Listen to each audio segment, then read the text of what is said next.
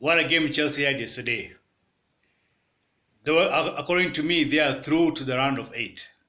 Chelsea smashed Lille 2-0 at Stamford Bridge, but they're not out of the woods yet. Hello guys, welcome to my YouTube channel, Richard Football Opinion, where I give my latest reviews on the post-match and pre-match of all the big games in the football world. So let's get right into it. Let's preview Chelsea versus Lille. What a game! Let's see what formations Chelsea had played, and let's see what formation Lille played. So Chelsea came with, as usual, 3-4-3 formation. But this time, before getting to formation, it is something I observed, and something the social media observed, and something the Chelsea fans observed. This time, Tuchel went with a different route. He left Lukaku out. He put Kai Havertz in his place.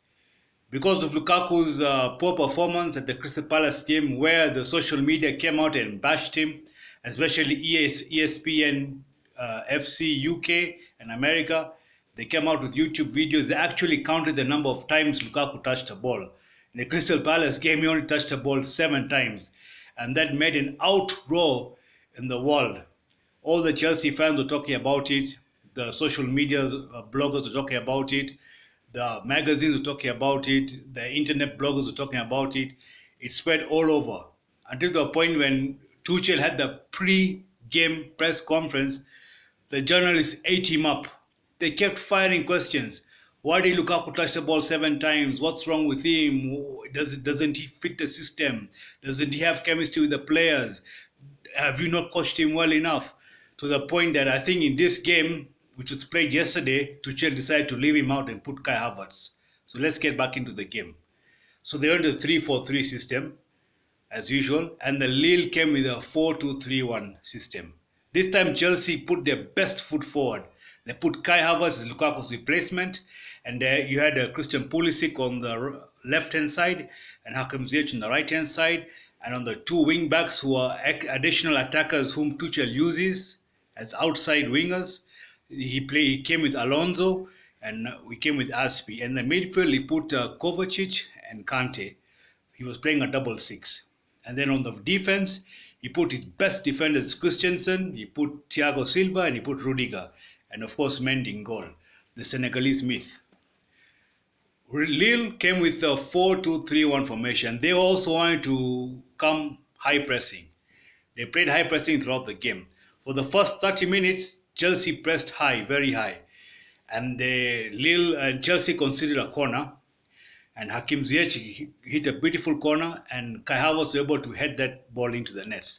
1-0 to Chelsea, pressures on Lille. Lille came out barking and biting. They pressed Chelsea, they pressed Chelsea, they pressed Chelsea for the rest of the first half, but Chelsea, the defense was good. They were able to close the pockets. They were able to block the counter-attacks. Now, there's one player in Lille who was giving Chelsea a very hard time. This guy was bossing the entire midfield. I don't know why he's playing in that Farmers League. This guy should come to Premier League. In fact, Chelsea should sign him, or Manchester United should sign him. In fact, Man U need him more than Chelsea, or Arsenal should sign him. This guy is called Renato Sanchez, the Rasta guy. This guy was bossing the midfield.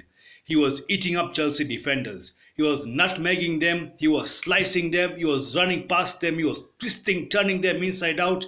He was getting the ball. He was making all the right runs. He was making all the right passes down the channels. He was creating chances, but because the Lille fours were sleeping, they did not take advantage of any of his assists.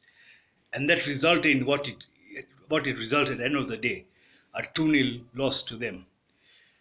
During the first half, during the end of the first half, Lille had the better part of the game because Renato Sanchez. He was controlling the midfield. He was defending. He was in the midfield. He was attacking. The only position he can play was goalkeeper. He was the Superman of the match. Very good player. A very creative midfielder. He plays the number 8, but he can also play as a winger. He's got intelligent passes. He can dribble. He can shoot. So he gave Chelsea a run for his money. Come second half, the tempo was still up for Lille.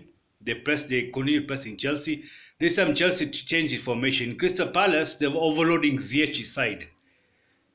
This time Chelsea were overloading Alonso's side.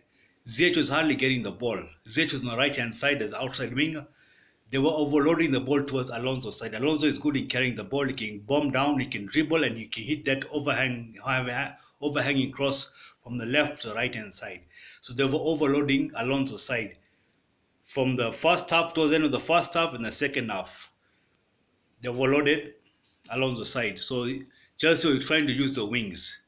They're using Alonso and they're using Ziyech and they're using Aspi as well. With Lille, they were more of trying to press and hit them on the counter because they're already a goal down. Now, come second half, Chelsea's two crucial players got injured. Hakim Ziyech got an injury and Kovacic. But it's Kovacic who came out first. He had a hamstring pull. So he had to come out after the first 10 minutes. And immediately after another 5-6 minutes, Ziyech got a knock on the ankle and he was also replaced. So what happened now? Chelsea was still one goal up. They changed the formation. From a 3-4-3, they played a 4-4-2 system. Now they went to sit really back. They were sitting low block because Lille were pressing and pressing. So instead of playing 3 attackers, they were playing 2. There's Kai Havertz and Christian Pulisic. So they played low. Now when Lille were pressing into the Chelsea half, they made a mistake. N'Golo Kante snatched the ball. He bombed forward, he passed the midfield, and Christensen was able to run with him. He passed Christensen the ball, and Christensen went towards the goalkeeper and chipped toward the goalkeeper, and he scored the second goal. And the match was done. The day was done and dusted. Chelsea took the lead. Although Lille tried to come back with a goal, but Chelsea's defense was solid. They had 4 people behind. They had 4 people in the midfield, and the other extra 2 were now coming to press behind and also defend, like Kai and Christian Pulisic. Instead of staying in front like Lukaku doing nothing, they're coming behind and helping with the defense. And that's how Chelsea won the game. So now we'll be looking forward to March 16th, where Chelsea will travel to Lille, where they have to put up a good fight, because if they go there and they fumble, and Lille score 2, it'll go to penalties and they could be knocked out of this competition. So let's wait and see. So today, Manchester United are playing Atletico Madrid, and on Sunday, Chelsea play Liverpool. That's also another good one. That's something we'll be looking forward to see. So thank you guys till next time. Thank you for tuning in.